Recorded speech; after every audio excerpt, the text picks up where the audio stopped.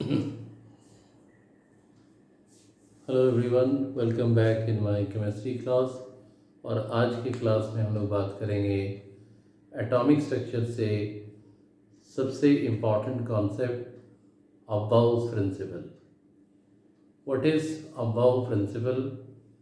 About is a German word which means building up, and this rule is associated with filling of electron into different atomic orbitals according to their increasing order of energy level, which means electron first enters into that orbital which possesses lowest energy, then to the next higher energy level, and this rule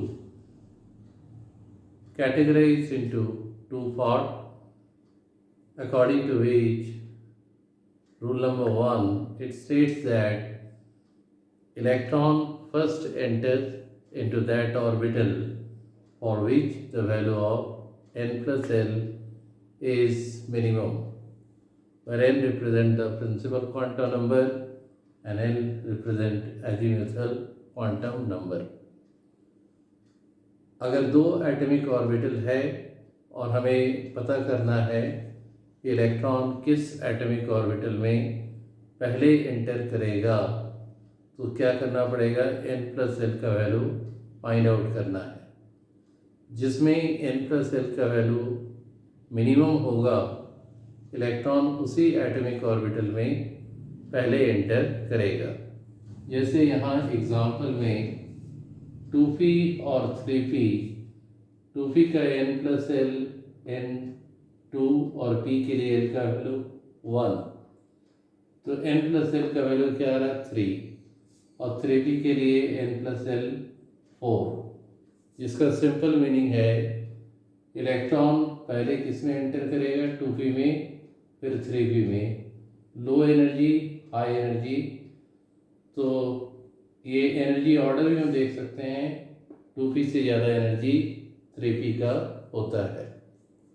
दूसरा rule number 2, if the value of n plus L are identical for two atomic orbital, then electron enters into that orbital for which the value of n is minimum।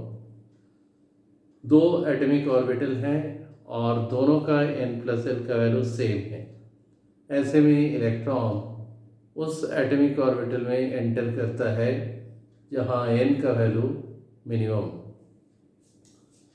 2p और 3s में देखेंगे, दोनों का n plus L का value क्या आ रहा है?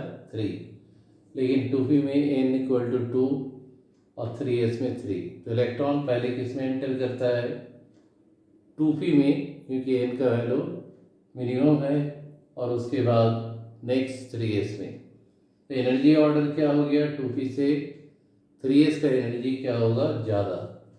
इन दो रूल को collectively n plus L rule या अबाउस प्रिंसिपल के नाम से जानते हैं। I hope that this concept is very easily understandable for all of you.